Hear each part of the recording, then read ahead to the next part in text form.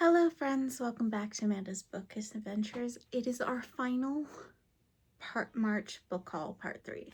In total, 3 parts are good. I'm thinking what I'm going to do is I normally just collect a stack of books and then I tell you what's going on. I kind of might do it like I do my wrap-ups or even like vlog style. Right when it comes in, I'm gonna haul it, and then once it gets big enough footage, edit it down, move on to the next one. So you might get 3 wrap-ups in 1 month, you might only get 1, you might get 1 or 2. It gives me more videos to go up, which is fun, but these are books I've hauled from the month before. So total 6 books this time.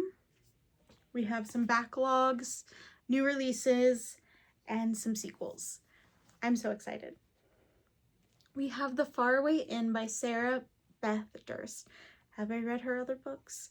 No. Did I start one in her other series, put it down after a page because I was in a reading slump? Yes, but I want to read from this author. And I loved these sprayed edges, and it just sounds good. A cozy contemporary fantasy set in a quaint Vermont inn that proves sometimes magic is only a door away. When 16-year-old Clarissa arrives at her great-aunt's B&B in rural Vermont for the summer, she's shocked to find a run-down inn rather than the cozy bed and breakfast she was expecting. Grumpy and eccentric Aunt Z is determined to keep anyone from messing with her beloved inn, even though she needs the help. To convince her great-aunt to keep her around, Clarissa sets to work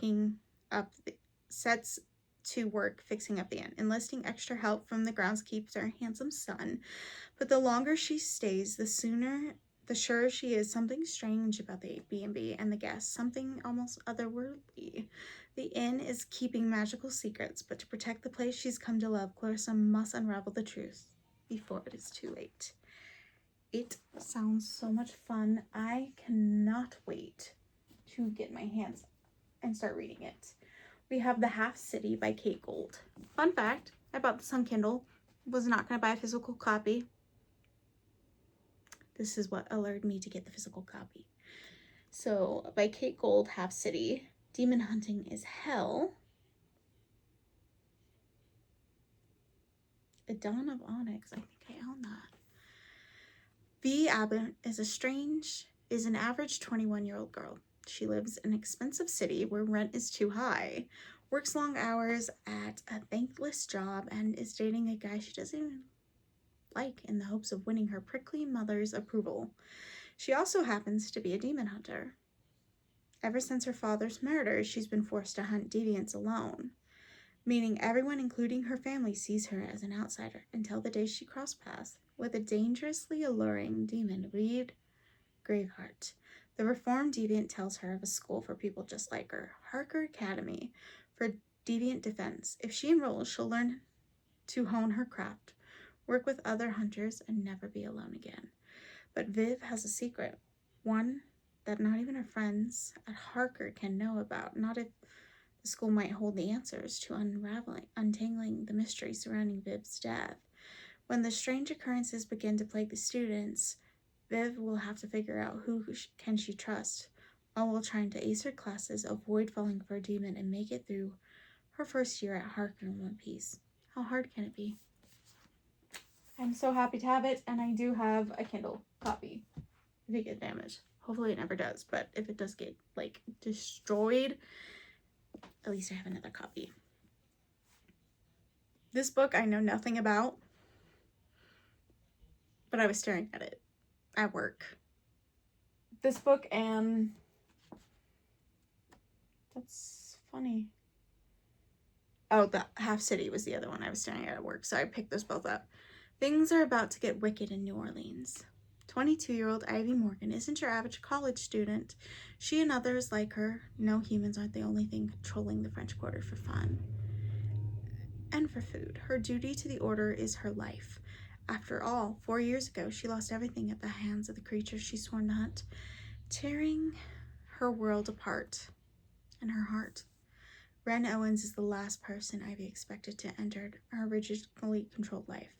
6 feet and 3 inches of temptation and swooning-inducing charm. with forest green eyes and a smile that left a steamy of broken hearts in its wake. He has an uncanny, almost unnatural ability to make her yearn for everything she has to offer. But letting him in as dangerous as hunting the cold-blooded killers stalking the streets, losing the boy she once loved before had nearly destroyed her. But the sparking tension that grows between them becomes impossible for Ivy to deny deep down she needs more than her duty demands of her, what her past shaped for her. But as Ivy grows closer to Ren, she realizes she's not the only one carrying secrets that could shatter their frail bond between them. There's something he's not telling her, and one thing is for certain, she's no longer sure what it is more dangerous to her. The ancient being starting to take over the town, or the man demanding to lay claim to her heart and soul.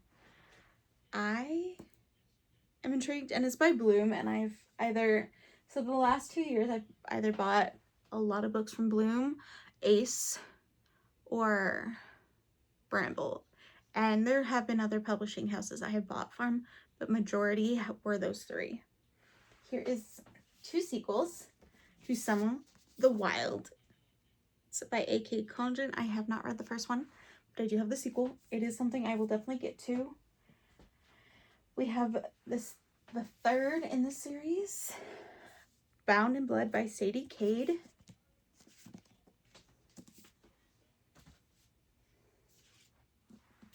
It has here. I was never going to buy a book from this author. Sometimes authors are too hyped, even for me. So I have not read her other materials. I have wanted to, but I'm excited to read this one. I got the Barnes & Noble edition. I don't know the exclusive edition. I don't know what's different.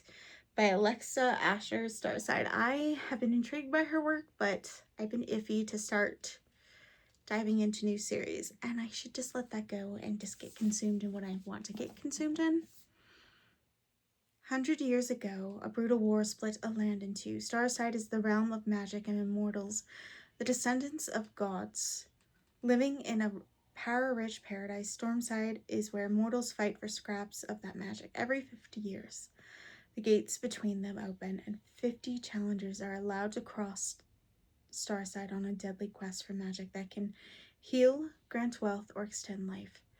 Everyone has their reasons for entering, but Eris has only one: vengeance against the gods who killed her family. My type of book. Winning one of the 50 spots on the quest won't be easy. An orphan blacksmith apprentice, Eris doesn't have the superior weapons or the heirs from the great houses, but the greatest swords, ones that contain power, are not inherited or bought. They are claimed by both sides. And when Eris claims a great sword, it makes her not just a real competitor, but a target. Countless dangers await on Starside. With a blade most would kill to take, Eris can't trust anyone, especially not Harlan Racker, the merciless and mysterious knight who betrayed her years ago, and who may be the key to her survival. But Eris is hiding a secret tied to her family's death, and when it's revealed, not even the gods will stop what's coming.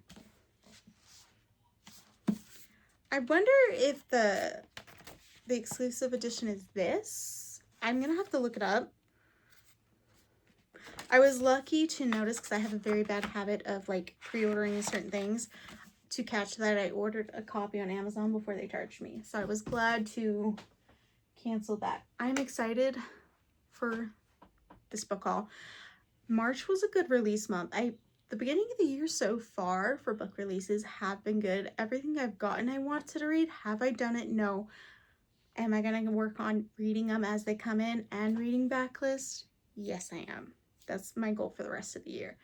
But overall, I think these books all sound amazing. If you've read any of them, let me know. Which one was your favorite? Which one should I read first? I'd love to hear your thoughts. And I will see you guys next time. Bye.